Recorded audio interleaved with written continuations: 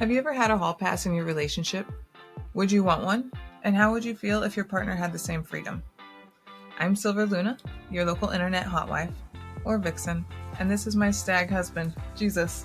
Hello. In the last episode, we talked about labels, how one would describe themselves in the lifestyle community.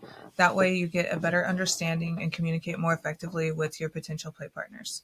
So today we're going to be talking more about dynamics, different relationship dynamics that we're aware of in the lifestyle that we've run across, our own relationship dynamic, and how you can potentially help identify your relationship dynamic and hone in on any missing pieces. So let's go ahead and get started. Let's do it. First, I want to get started talking about the different types of dynamics. There's a huge variation. I know we just briefly touched it on the surface in the last episode, but I kind of want to dig a little bit deeper into dynamics such as, E&M, the main umbrella is ethical non-monogamy. And then whenever you break that down to the next layer, there's like the three big major pieces, right? There's polyamory, there's open relationships, and there's swingers. Yeah. And then in the middle, you have the friends with benefits and the casual hookups, Okay. etc. So what are some of the primary types of relationship dynamics that you see that are out of the ordinary, non-monogamous relationships? The primary that I see? Yeah. Let's see. Well, polyamory, probably the main topic one, the main one that comes out. Then after that, swingers or open relationships, really, which is kind of like other people like fucking other people, I guess, which is swingers. Mm-hmm. Maybe open relationship where the husband can go do whatever. Sometimes the wife can do whatever, but then that's hot wifing. Yeah. I don't know, like this, all types, all around. I mean, I've seen it all. This what is that called? With the three together. What is that Yeah, that one there's called? thruples. Thruples. I've seen That's thruples. true. Those are very dominant as well. So I mean, all kinds, all around. Really, every single relationship is different. It's whatever you want to make of it, and whatever works for you. And if Yeah. it starts working, well, that's on you. Yeah. Yeah. So what makes you feel more connected to the swinger dynamic? um, I don't know. More like the at first it was the idea of like just gonna go like the clubs, right? Like going and dirty, like meet somebody really quick and then go. But I don't know. The more we got into the lifestyle, the more I realized like I was valuing more friendships. Not like I had to be friends with you at the beginning, but more connection wise. Mm-hmm. More I had to like you in a personal level. Yeah. Right. Not to say that sometimes we don't get slutty, but at the same time, I don't know, more of that personal, like at least something in common Yeah. instead of just because you're hot, you know. Yeah, no, I agree. So that would be in the probably casual, right? Would that be the casual hookup dynamic whenever you go to a club and you hook up with somebody that you meet on the spot? Yeah, more like a hookup style kind of deal. That's what first. I mean, that's how we first got in. Not what first attracted us to it. Really, what Yeah. first attracted us to it was us being more sexual. It was always about us. Not to be a little selfish, but I mean, it was about us. I was finding out like how what's gonna work. Is this gonna work for us? Is this what we're looking for? Finally, yeah. because we went through our whole ordeal of how do we click sexually. Because I mean, the sex was always great, but like it Mm-hmm. was never aligned. Yeah. But always great. Yeah. that's Right.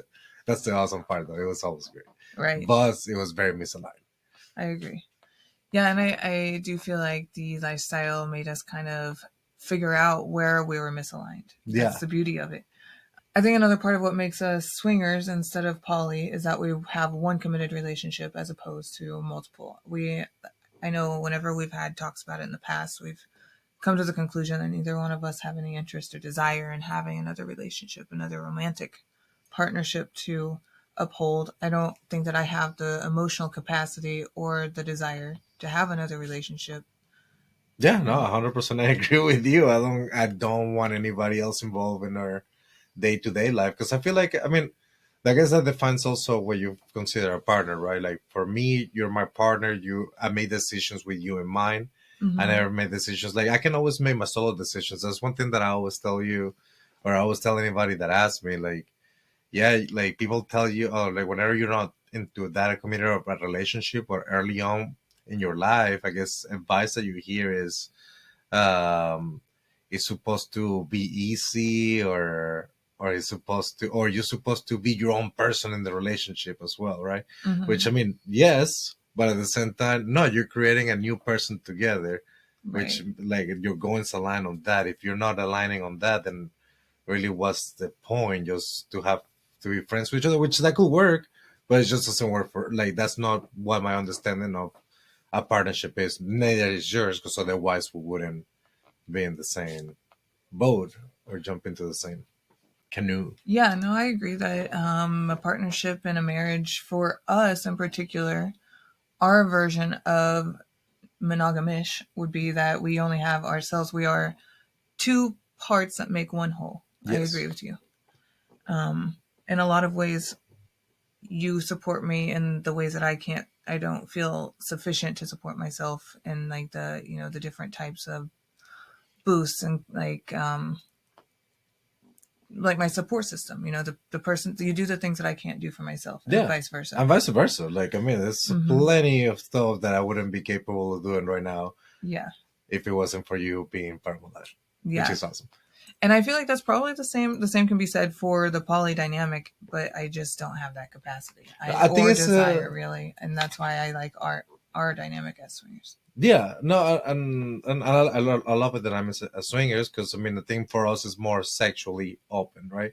We Hmm. decided to open ourselves sexually to the relationship sexually just because that's what we were lacking at. That's what we weren't communicating at. That's we couldn't find what we wanted out of that, and it happened that our kinks started aligning, and that makes sense now if you think about it, because our kinks of you hot wifing or like the cheating kink or all those different kinks that we have that are very towards other people, like it's towards openness, like right. The things that Hmm. turn us on the most are the openness Doing of the it thing with the other with the other person. person, Yeah. which that could never in a million years we Yeah. can't satisfy that nobody with a bunch of wigs or nobody a Yeah. bunch I changed my hair, I changed my beard, or well I can't grow a beard, but like my mustache.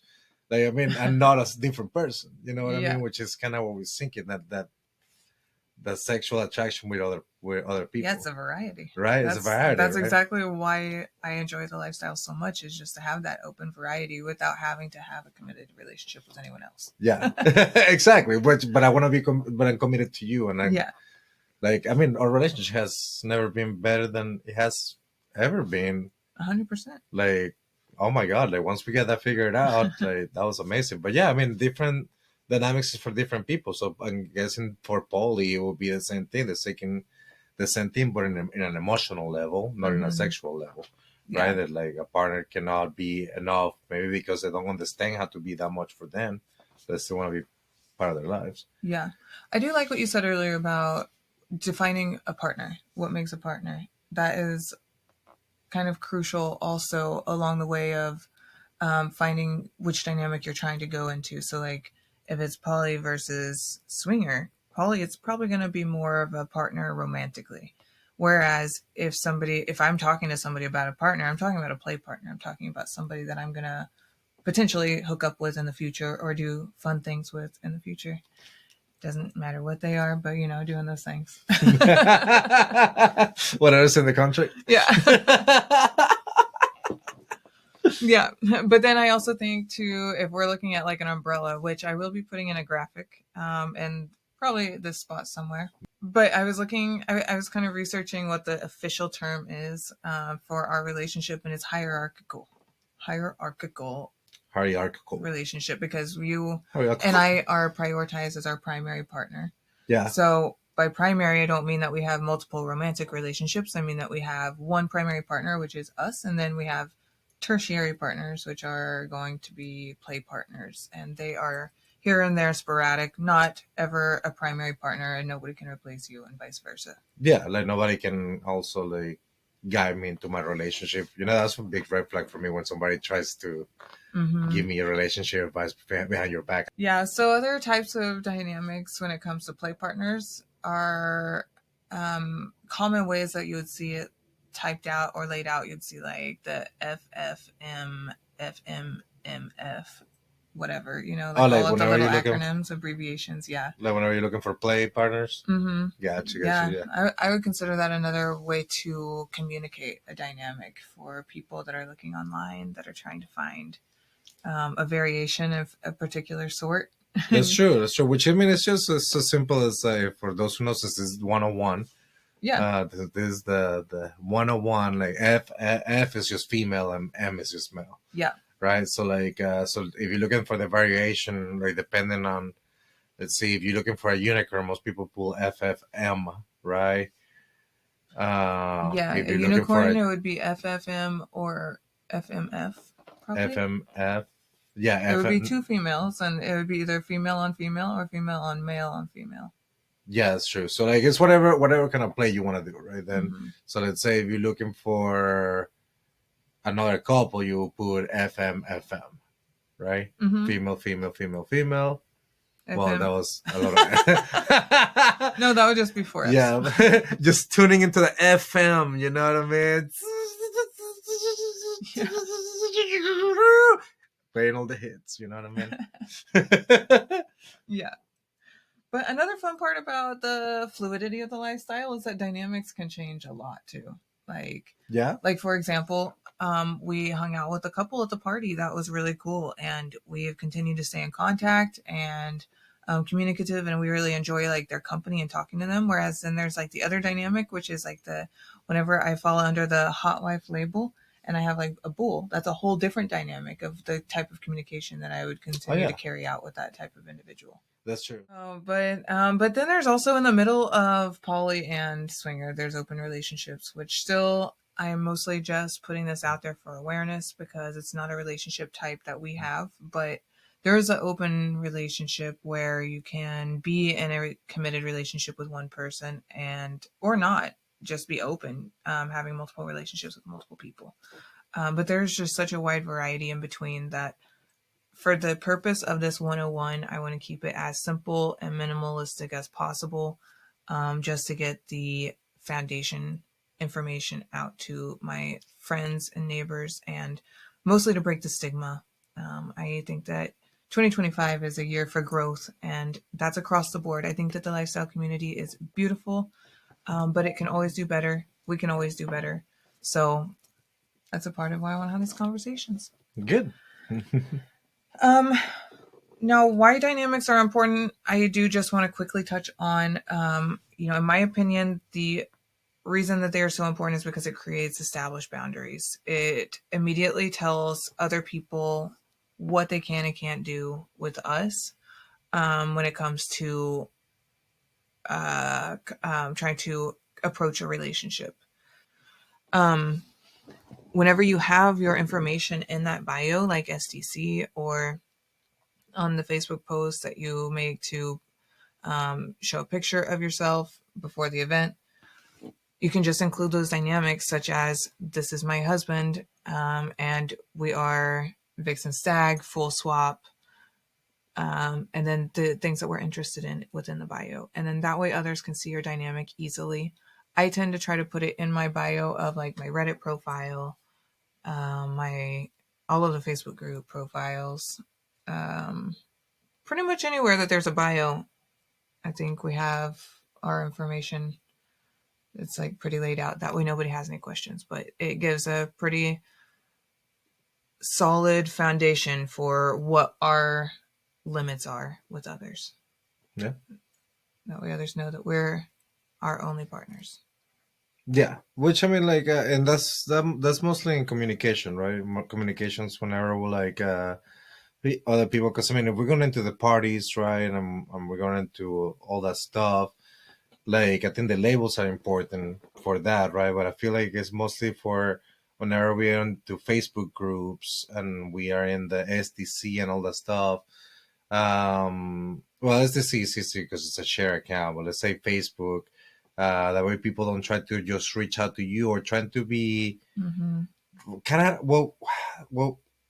We feel relationships, right? Like whenever your partner should be your support. Like, oh, I had such a bad day at work.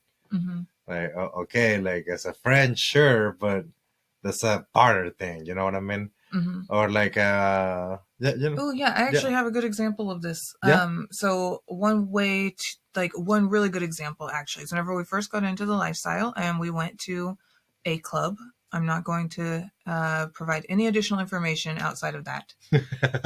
And there was a person that was a part of it that introduced themselves as being a highly renowned, esteemed member of said club and decided to take it upon himself to message me like pictures of his house and show me all of these big peacocky things Yeah. that he tried. And then So- whenever I got his information and after we left the situation from hanging out with them, he started messaging me and trying to find ways to get me to come over to his house. Even whenever our internet was down, he would say, "Come over. I have a whole extra office with extra monitors." Blah blah blah.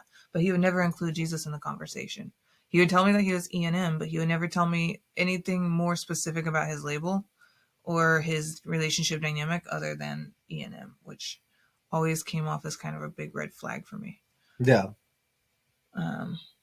But that was a good example of how he disrespected our relationship dynamic. I told him time and time again exactly what ours was. So, do you ever ask other people what their relationship dynamic is whenever you first start a conversation with another couple or single? For singles, I ask a different question, but yes, it's still the same thing. Like I mostly ask them, "What are you into?" And actually, actually, to couples too. I think I don't know because we message people, but we're mostly in person people, Mm-hmm. right? Like we really don't hang out with that many couples that we meet online or anything like that. Like we barely talk to people online, except for bulls. And I don't know, but the few times that I have asked couples, I think the question is mostly like, "What are you guys into? What are you guys?"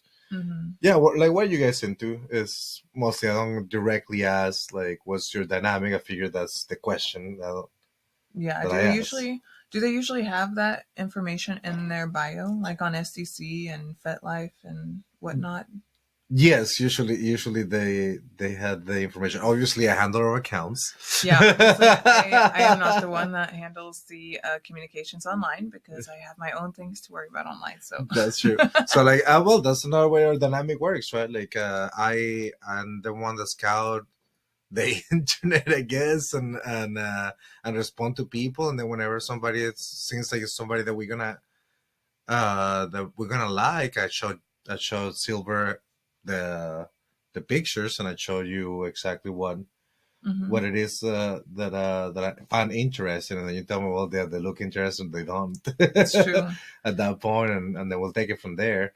But I mean, that's usually our thing. But yeah, they usually do have That's how I got the what the goddess relationship title. is. That's true. But no, SDC is actually has a little like a little blue guy and a little pink girl, like they have a little Oh human yeah, with like STC does. yeah, they have a little human with the blue and red for trans. Okay, so you've heard us talk a lot about different dynamics that we're familiar with in our own personal relationship dynamic, but I want to hear from you. Tell me what kind of relationship dynamic you and your partner have in the comments of this video. I'd love it if you like, share, and subscribe. Again, I am a new podcast, so we love you guys, and we are so excited to share our adventures and our 101 with you all. So please tell us if you have any suggestions as well.